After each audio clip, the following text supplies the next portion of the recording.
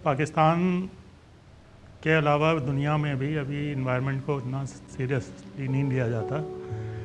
और हमारे यहाँ ये होता है कि हमारे यहाँ जो भी पॉलिसीज़, जो भी कानून, जो भी मिसाल के तौर पर रूल्स एंड रेगुलेशंस बनते हैं वो इसलिए नहीं बनते कि कोई पॉलिटिकल इसके अंदर इंटरेस्ट है या कोई पॉलिटिकल मोटिवेशन है, बल्कि इसलिए बनते हैं कि इंटरनेशनल प्रेशर है।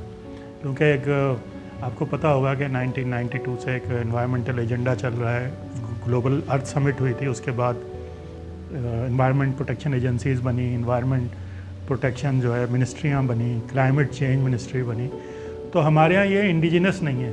तो अब जो भी हमारे यहाँ पॉलिसीज़ हैं, पॉलिसी हर चीज़ के ऊपर है, पानी पर है पॉलिसी, सॉलिड वेस्ट पर है पॉलिसी, क्लाइमेट चेंज पे है, बायोडाइवर्सिटी पे है पॉलिसी, जो है वो डेजर्टिफिकेशन पर है, लेकिन उस पर अमल नहीं हो रहा।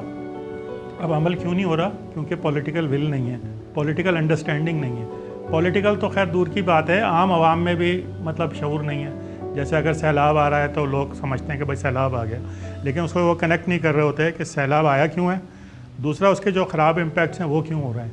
मिसाल के तौर पर अभी कराची में हमने देखा अर्बन फ्लड्स आया, तो लोगों में अब थोड़ा सा शऊर आया है कि भाई वो इस वजह से है कि जो भी ड्रेनेज है शहर की वो बंद हो गई है कंस्ट्रक्शन की वजह से। ये भी सोशल मीडिया पे बहुत ज़्यादा डिस्कोर्स हुआ तो पता चला। तो मेरा मानना ये है कि जब तक हम आवाम में शऊर, सबसे पहले हमें ग्रास रूट लेवल पर लोगों को शऊर देना पड़ेगा कि भाई इसका कनेक्ट कहाँ से बन रहा है। कोई एनवायरमेंटल डिज़ास्टर आ रहा है तो उसकी वजह क्या है, फिर उसमें आवाम क्या कर सकती है, गवर्नमेंट का क्या रोल है। असल में ये सारी चीज़ें आपस में डिसकनेक्टेड हैं। मिनिस्ट्रियाँ जो हैं वो पॉलिसियाँ बना रही हैं, ठीक है, प्रोविंशियल लेवल पे भी 18वीं तरमीम के बाद अब ये सारी चीज़ें इधर शिफ्ट हो गई हैं। इन्होंने भी मुख्तलिफ़ पॉलिसियाँ बना ली हैं, मुख्तलिफ़ एक्शन प्लान बना लिए हैं। लेकिन बात यह है जनाब कि ये सारा मेरी नज़र में सब गवर्नेंस का प्रॉब्लम है। पहले सारे इशूज़ डिप्टी कमिश्नर देखा करता था, जब यानी अगर आप बिल्कुल बेसिक्स पे जाएं, जब कोई कानून नहीं थे, मिनिस्ट्री नहीं थी, डिपार्टमेंट्स नहीं थे, तो डिप्टी कमिश्नर जो है वो इन सब चीज़ों को जो है वो हैंडल करता था। अब उसके लिए मिनिस्ट्रियाँ, डिपार्टमेंट्स, एजेंसियाँ, ये सब वजूद में आ गई हैं। लेकिन फिर भी हम देख रहे हैं कि इम्प्रूवमेंट नहीं हो रही। कुछ हुई है, 30% मैं समझता हूँ कि इम्प्रूवमेंट हुई है, लेकिन अभी भी जो है इसके अंदर बड़ा गैप है। और मेरे नज़दीक जो इसका मेजर जो डिस्कनेक्ट है वो आवाम से है कि आवाम को इन चीज़ों के बारे में पता नहीं है। आवाम जो है वो रोटी और रोज़ी के चक्कर में लगे हुए हैं।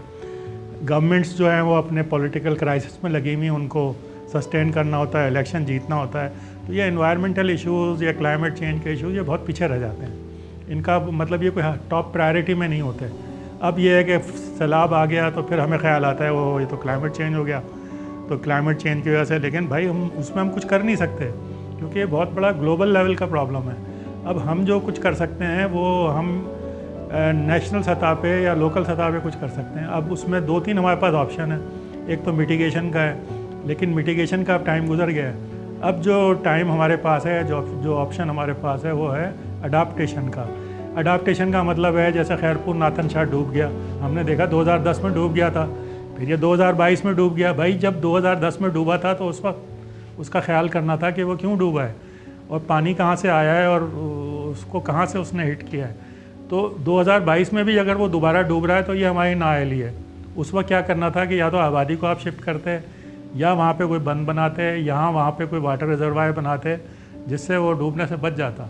तो ये हमारी अपनी जो है वो संगीन गलतियाँ हैं कि हमारा सारा सिस्टम जो है वो इतने बड़े शॉक्स को एब्जॉर्ब नहीं कर पा रहा है।